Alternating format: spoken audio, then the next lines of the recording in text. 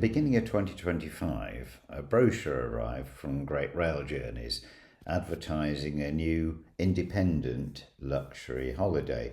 Now, it wasn't cheap. There's no getting away from that, and it will probably have to be a one-off. Further, it didn't go anywhere we hadn't already been, in some cases 2 or 3 times. But it did go, or could go, at times of year when we hadn't been to those places. Some of them we hadn't been for a while, and one of them we'd actually only just been the previous October. But it was irresistible. So looking at the finances, we put it together and booked the holiday. All had to be paid for up front because we wanted to do it soon in order to go in winter when the snow was still there. It was 3 special trains to 3 special places. Zermatt, where we had only ever visited very briefly in winter but stayed in the summer, and the winter trip was 11 years before. St. Moritz, where the same applied, we visited even more briefly then. We'd only changed trains there really, and stayed in the summer. And Venice, which we visited at all times of year but never actually in winter. The trains were the Glacier Express between St. Moritz and between Zermatt and St. Moritz, all in one go, the entire length of the line, through what would then be some tremendous snowscapes in the Alps. The Bernina Express, same applies, not such a long ride, but it would go up across the Alps in winter and would arrive in Italy where the weather would be considerably warmer. Not summery, but warmer. And then the Venice Simplon Orient Express back to Paris. We'd done that recently and really thought we wanted to do it again, though we'd never imagined it would be quite as soon as this. Anyway, this is the story. We started on a Monday afternoon in March with a train across to Peterborough and a connection down to London, where we spent the night in a Premier Inn near St Pancras International Station, ready to catch the train across to Paris on the Tuesday morning. In Paris, as we so often have, we crossed the city to Gare de Lyon and we caught a TGV to Basel, where we spent the first night in Switzerland.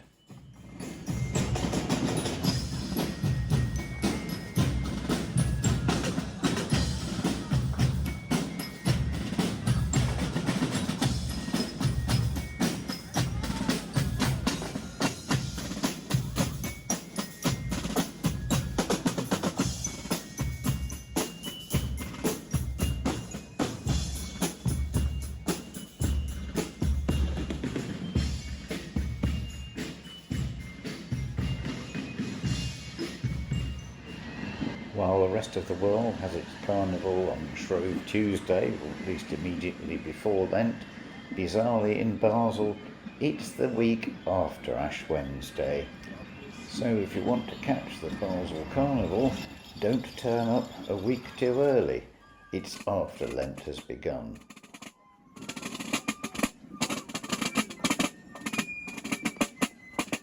Our hotel was right opposite the station in Basel, and so on the Wednesday morning we made our way across there. It's a place we know reasonably well because we've changed trains there many a time. And then we caught our train.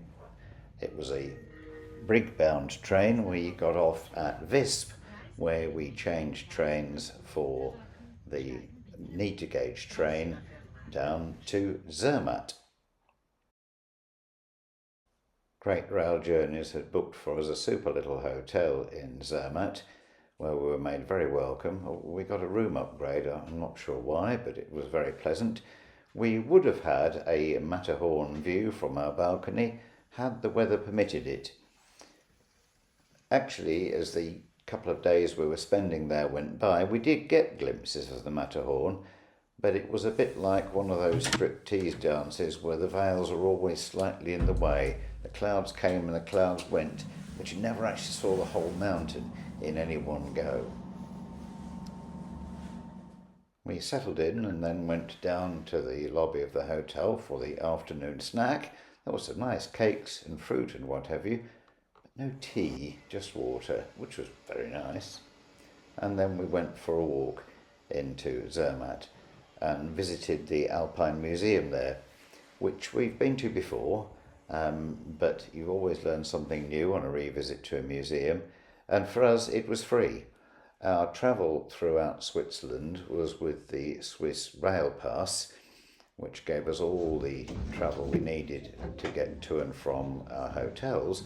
But of course, it included any other travel we might opt to do by train, by boat, or by bus. And it also included admission to quite a lot of museums. We had a supper recommendation from one of the reception staff at our hotel, and so we went to the recommended restaurant for supper that evening. In fact, we went the following evening as well. Rösti one evening and fondue the other. You have to do this kind of thing when you're in Switzerland, especially in cold weather. These wooden buildings are storage barns and are at the heart of the original village of Zermatt. They are, of course, now conserved and used for all kinds of things, for bars, for lodgings, shops, but they still give the atmosphere of a typically compact Swiss mountain village whose life revolved around the production of milk and cheese.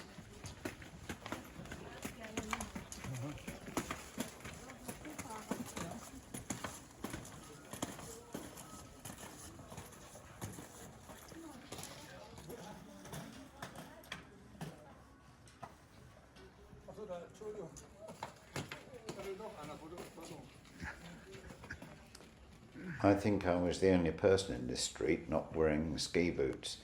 Everybody else seems to have been there for winter sports, but not me. I'm just there to look at them.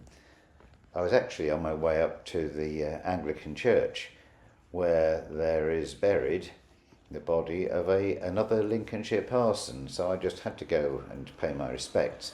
He was one of those who lost his life falling from the Matterhorn on the way back down from the first ascent.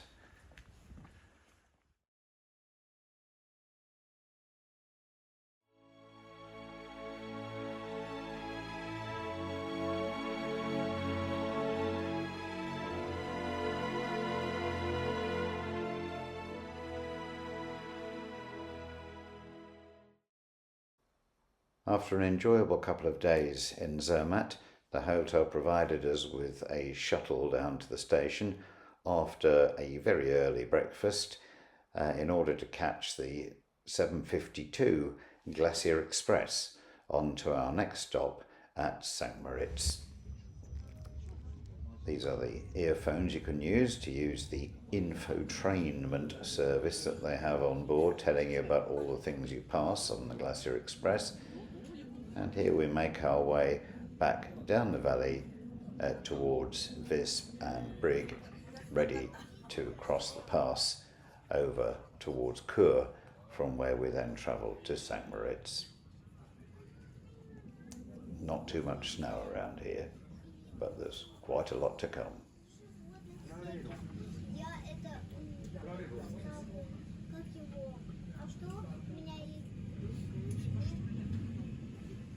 We had pre-booked a cooked lunch on the train. It's served at our seats, and very good it was too. And that kept us going then until the evening in St. Moritz.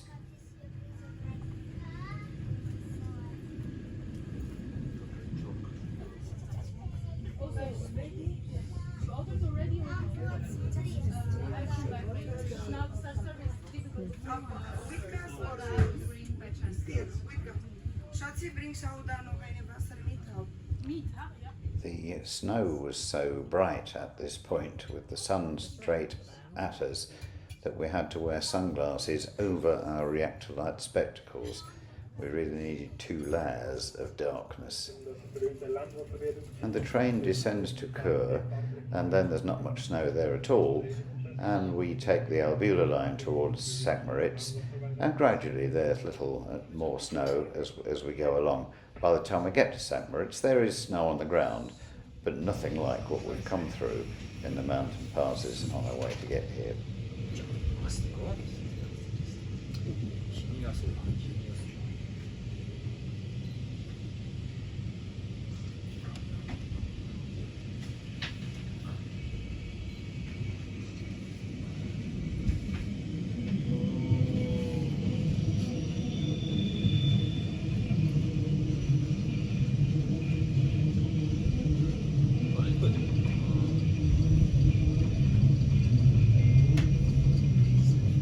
When we arrived at St. Moritz, we caught a bus up to our hotel, and then we checked in, went for a stroll, had a snack supper, and then turned in for the night. It had been a great day. Now we have explored Graubünden canton quite a bit, because my model railway is based there in the Engadin Valley, but there is one bit of the Engadin Valley we hadn't yet explored, and that was to the end of the line near the Austrian border at School. So on the free day we decided we would take the train there. The town, village, whatever it is, wasn't a great deal to see. We explored it, but then decided to take a train to Guarda. This was a village a couple of stations on the line back towards St. Moritz, and the village itself was some distance from the station, but this being Switzerland, there was an excellent bus connection up to the village, and we enjoyed looking around it. We found there was more there than we had bargained for. There was this museum, a museum dedicated to Ursli, a character in a children's story about the bells that they hang round the necks of cows being brought down from and going back up to the Alps for grazing.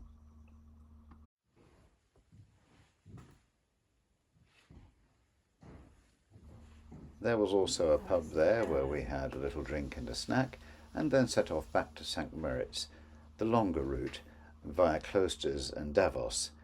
Then we were too late for something we had planned to do, but which didn't really matter much. The lake at St. Moritz was still frozen, and there was a public footpath right across the middle of it, and we thought it might have been fun to walk across the lake. Unfortunately, it was already dark, and it was getting rather late, and we did need some supper and bed before the following day, so we just settled for standing on the lake instead. So I can say I have walked on water, just not very far. The following day was Sunday, and after breakfast we were taken to the station at St. Moritz, where we caught a local train to Pontresina to change for the Bernina Express down to Tirano, through some really astonishing weather. There was freezing fog and really deep snow when the train paused for the usual scenic stop at Alpgrom.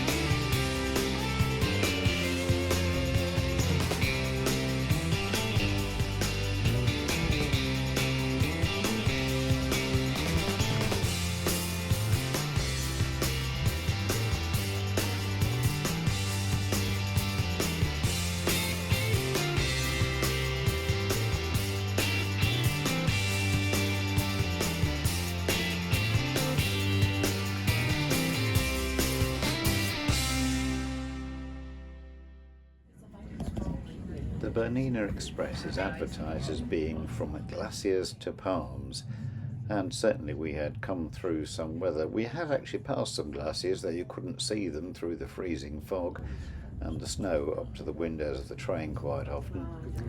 But by the time we had descended as far as the Brusio Spiral Viaduct, and certainly by the time we got to Tirano, there was no snow at all, and the weather was very much warmer.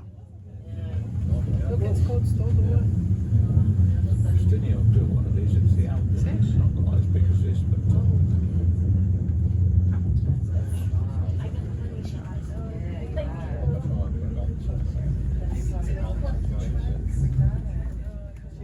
Tirano, where the journey became, shall we say, more interesting than expected, more of an adventure than expected.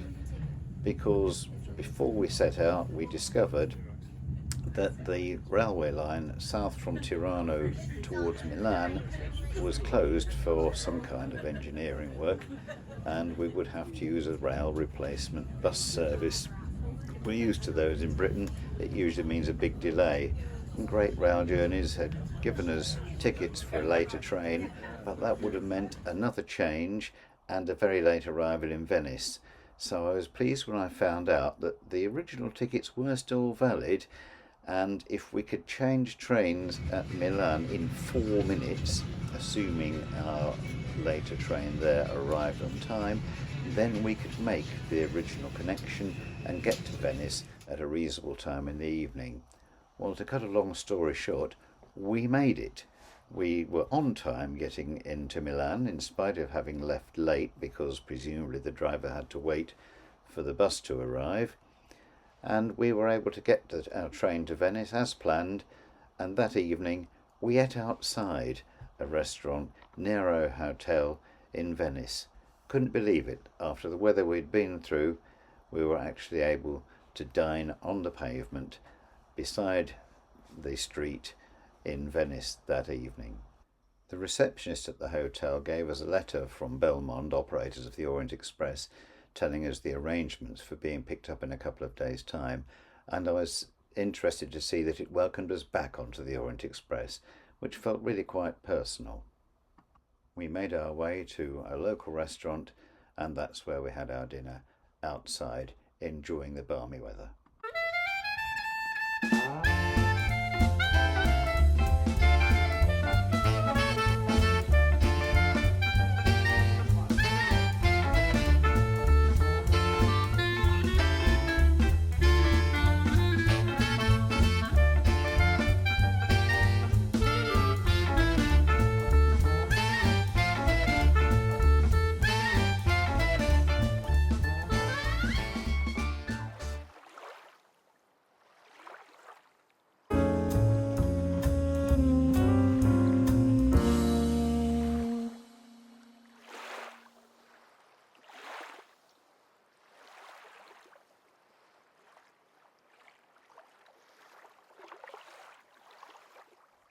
When our courier met us at the hotel on Tuesday morning to take us to the station by private water taxi, she told us that we had been upgraded from our booked classic accommodation, bunk beds, on the Orient Express to one of their new mini suites.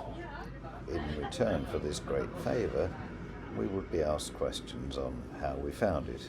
Presumably they like to ask people who've been on before, so it could be contrasted with what we had done last time we travelled. But whatever the reason for our upgrade, we were very pleased with it indeed, and were only too pleased to help them out by answering the questions at the end of the trip. We had a really great time in this accommodation. I'm glad we had done the classic, because that is what you expect to find on the Orient Express. It's the sort of accommodation that Hercule Poirot would have had, that James Bond had, and all the other fictional characters who've been on this train.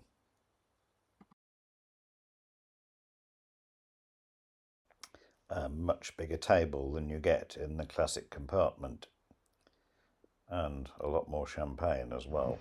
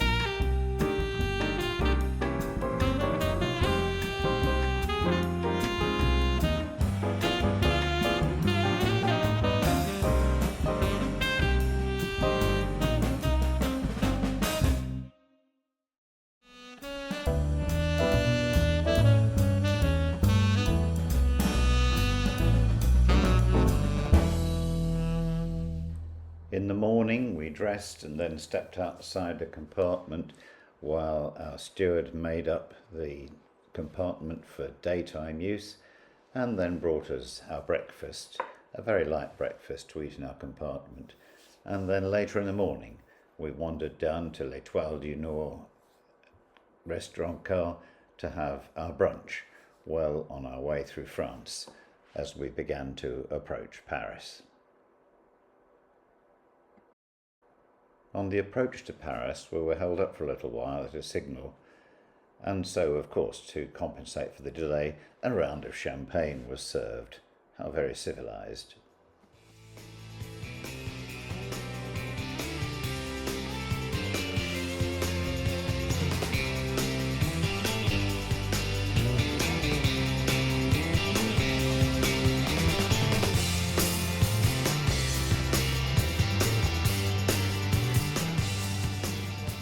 Well, it had been a great trip that we'll never forget. We actually came home with a whole bottle of champagne in our luggage. Bit of a nuisance to have to carry, but there was so much champagne allowed per compartment, we just didn't need it all. Not only was there the champagne that we drank when we arrived, the complete bottle that was in a compartment, but then they actually served it to you from a communal bottle as an aperitif before the dinner. There was wine with the dinner. Though champagne seemed to be served at every moment, we didn't get a chance to drink all that we were allowed in our compartment. A whole bottle remained untouched and they insisted we brought it home. It was quite heavy to carry all the way home. It had been a great trip. For some reason they no longer used Business Premier on the Eurostar. We had to slum it in Standard Premier, which is how we always travel when we're buying the tickets ourselves anyway, so that was still fine. We had a great time. I hope you enjoyed watching this video. Do give us a like and subscribe to the channel if you haven't already, and comment. I would like to get into conversation if at all possible. Thank you very much. See you all later.